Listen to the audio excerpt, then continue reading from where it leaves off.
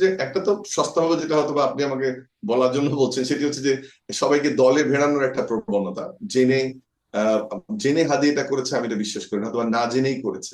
কিন্তু এই যে সুযোগ সন্ধানীরা আর একটা নতুন গুপ্ত শ্রেণী তৈরি হচ্ছে, এই সুযোগ সন্ধানীরা তাদের ক্ষেত্রে কিন্তু যে কথাটা আপনি বললেন সেটা আমি সামারাইজ করি, এদের বিষয়ে সচেতন থাকতে হবে যেন এই ধরনের ঘটনা না ঘটে।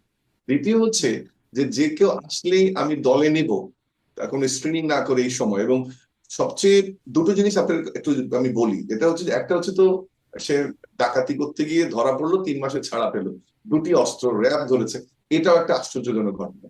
আর দ্বিতীয় হচ্ছে যে এত বড় ঘটনা, সে পোস্টে ছিল, লাস্ট কমিটিতে ছিল, একটা ছোটখাটো পোস্টেও ছিল না, একটা বড় পোস্টে ছিল, থানা লেভেলে, সেন্ট্রাল লেভেলে, সেটাও স্ক্রিনিং না করে হাদিদের ইনকলাব মঞ্চে ওরা নিল, সেটাও একটা খুব অত্যাশ্চর্য ঘটনা আর কি।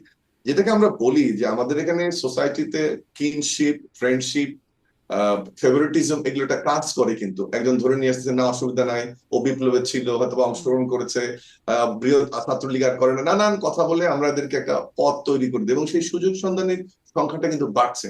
আরেকটা কথা মনে রাখতে হবে যে অনেকেই আমাদের এখানে ছাত্রলীগের নেতাকর্মী ছিল যারা এই বিপ্লবে অংশগ্রহণ করে আওয়ামী লীগকে উৎখাত করতে সাহায্য করেছে। ওই ট্যাগটাও কিন্তু কেউ মনে করে যে ঠিক আছে, ওটা বিপ্লবের সময় হয়তো বা আগে ছাত্রলীগ করেছে, কিন্তু বিপ্লবের সময় আমাদের পক্ষে ছিল।